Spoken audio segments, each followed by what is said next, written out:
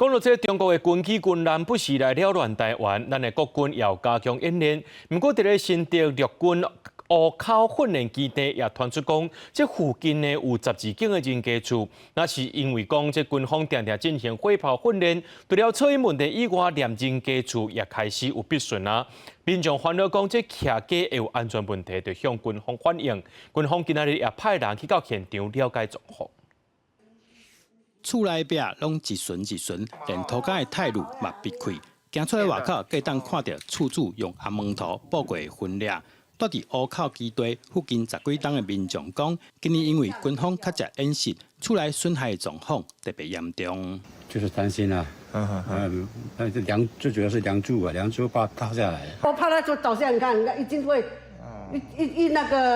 一打了那个大炮，一打的时候，那个。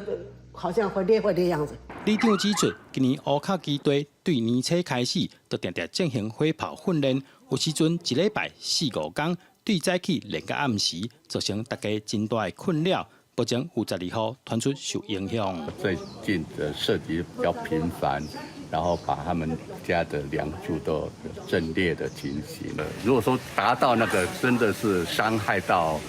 人民的权益的或者身体的健康的话，确实应该要军方来负责来提供一些那个啦，一些补救的方式。军方收到当地人的反映了后，拜里找检测单位来评估民体状况，也答应上近1礼拜内会招大家进行相关的协调。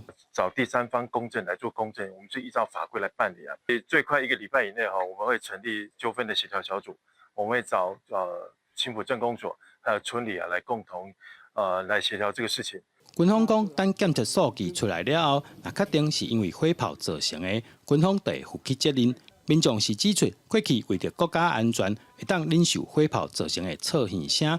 不过，即马烦恼的是大的安全，希望相关单位重视。记者杜君和新竹报道。